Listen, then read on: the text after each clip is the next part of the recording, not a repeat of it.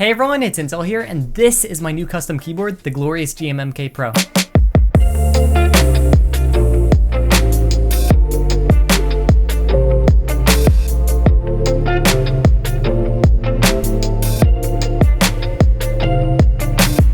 This right here is my brand new custom keyboard, the Glorious GMMK Pro. This is my endgame keyboard. I've been waiting so long to build something like this. In this video, I'm gonna be going over how I built this keyboard, what parts I used, a sound test, as well as some classic mouse and keyboard sounds at the end of the video. Trust me, you guys are gonna wanna at least stick around for the sound test. This thing sounds amazing. But anyways, I just wanna say before the video starts that I'm selling my own desk mat now. So we have 4 different colorways: Midnight, Neon Sakura, Sunrise, and Violet Rush. They're all being sold on the Flow Shop, which is a new shop that I'm owning with a friend of mine. Stock is limited, so if you're interested, make sure to go and check it out. But anyways, with that out of the way, let's go ahead and get right into the build. The Glorious GMMK Pro is a 75% bare bones keyboard, meaning that it only comes with the case, the PCB, the backplate, and the stabilizers, and the switches and keycaps and whatever other accessories that you want, you have to purchase separately. The GMMK Pro is supposed to be super customizable, so not only can you change out the switches and keycaps, but you can also replace the backplate and the stabilizers if you want to as well. Basically, there are pretty much endless ways to create a keyboard out of the GMMK Pro, and it ensures that pretty much nobody's GMMK Pro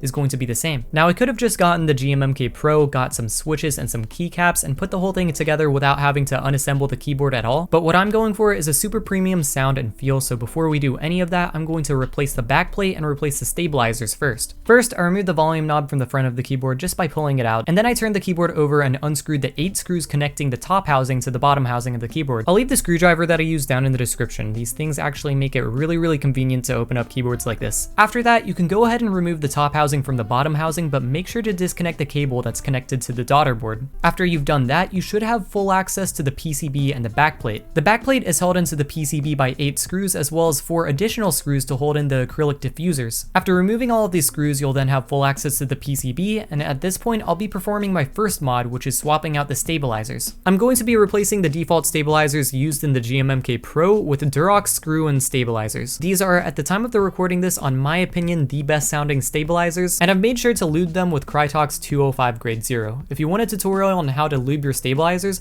I'll leave the one that I used by Jadeite in the description. Removing the stabilizers is as simple as screwing them out and sliding them out from the PCB. And installing the new stabilizers is fairly easy. You just make sure to hold them into place and screw them in with the same orientation that the previous stabilizers were in. After the Durox stabilizers are secured to the PCB, the next step is to screw in our new backplate to the PCB. I'm replacing the default aluminum backplate with a polycarbonate backplate that Glorious sells on their site. The polycarbonate plate is going to give the keyboard a slightly thockier sound when you type on it, as well as making the bottom out feel slightly less harsh. Remember that if you're doing this, make sure to remove the foam plate that came with the aluminum backplate and realign it with the polycarbonate backplate. From there, use the screws that came with the polycarbonate backplate to secure the backplate and the acrylic diffusers to the PCB. With that done, you can connect the cable coming out of the PCB back into the daughter board. And finally, rescrew in the top plate, insert back the volume knob, and you should have the GMMK Pro except with swapped out stabilizers and a new polycarbonate backplate. The next step is to install our switches. So for this, I use the Glorious Panda switches lubed with Krytox 205 grade 0. Panda switches are a type of tactile switch, meaning that when you press the switch down, you feel a very noticeable bump before you bottom it out. Unlike other tactile switches that you find in pre-built keyboards such as Cherry MX Browns, the Glorious Panda switches are much smoother and are way more tactile. Lubing keyboard switches helps them feel more smooth, as well as making them sound way better. Lubing is a massive pain. It took me about 5 hours to lube around 85 switches. I'll show a little bit of the process on screen, but this is not a lubing tutorial. There's just way too much to cover when it comes to lubing switches. I'll leave the lubing tutorial that I used by Jadeite down in the description. Installing the switches is super easy, but you want to make sure that the pins that are on the switch are aligned with the pinholes that are on the PCB. Make sure that the pins on the switch are straight before attempting to install them. After that, just push the switch down onto the PCB and snap it into place, almost like a Lego. After installing all the switches, the only thing to do now is install the keycaps, which I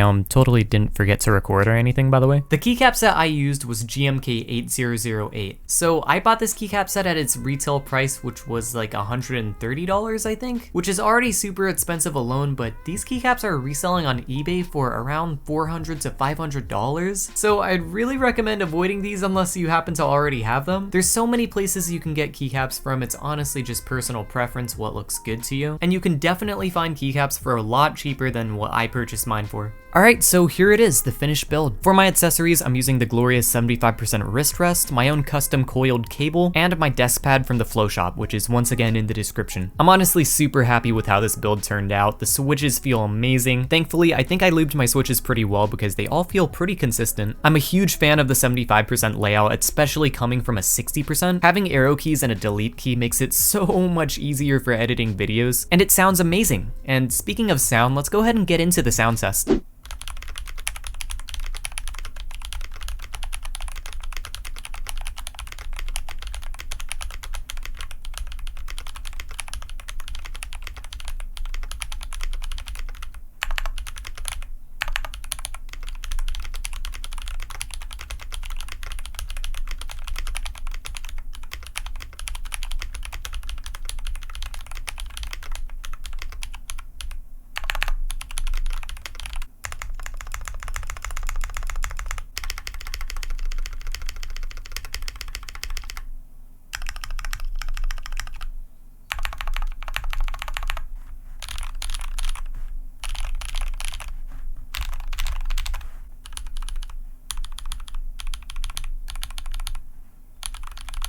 The rest of this video is going to be some Bedwars mouse and keyboard sounds, so I just want to say thank you guys so much for watching up until now, and remember to check out my Lunar Client cosmetics at the Lunar store. And with that being said, I hope you guys have an amazing, wonderful, and fantastic day. Hope you guys enjoy the rest of the video.